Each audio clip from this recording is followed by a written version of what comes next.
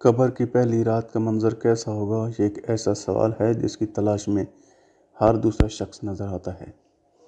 آج ہم اس سوال کا جواب آپ کے لیے اسلامی نقطہ نظر سے لے کر حاضر ہوئے ہیں۔ اس کے علاوہ آپ کو یہ بھی بتائیں گے کہ آخر قبر انسان کو کیسے پکارتی ہے، کیا یہ پکار انسان کو سنائی دیتی ہے یا نہیں۔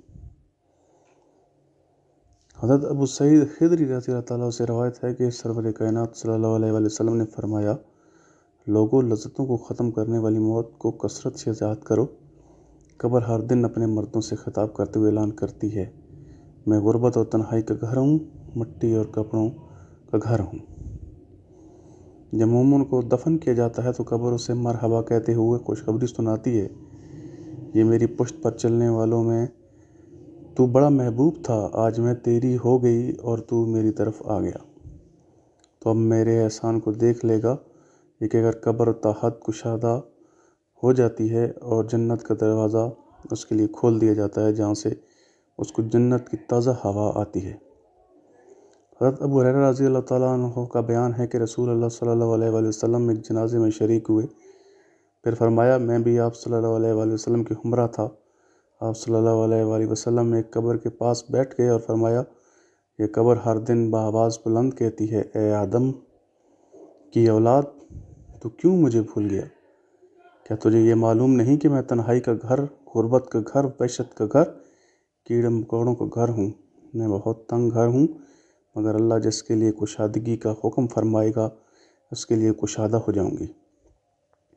اس کے بعد آپ صلی اللہ علیہ وسلم نے فرمایا، اے قبر، تو یا تو جنت کا چمن ہے یا پھر آگ کا ایک تنور۔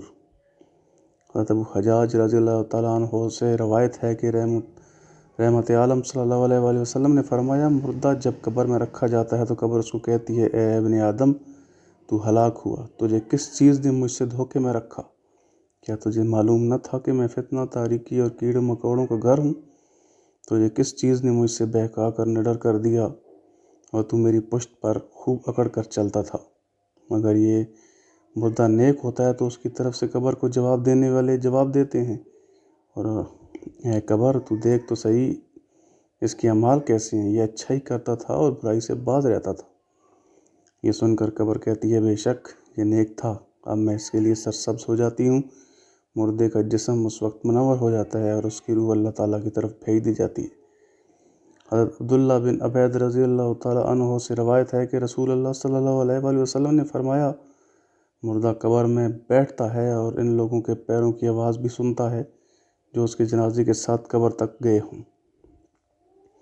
مردے سے اس کی قبر کہتی ہے، اے ابن آدم، میں تیری ہلاکت ہوں، تو نے میری تنگی، بدبو اور کیڑے مکوڑوں کو خوف نہیں کیا، اس لیے تو نے ان چیزوں سے بچنے کے لیے تیاری نہ کی۔ بد احمال مردے سے قبر کہتی ہے، تجھے میری تاریکی، میری وحشت، میری تنہائی اور تنگی اور میرا غم یاد نہ رہا۔ اور اس کے بعد قبر اس کو جکڑ دیتی ہے، جس کے بعد اس کی پسلیوں کی ہڈیاں ایک دوسرے میں پیوست ہو جاتی ہیں۔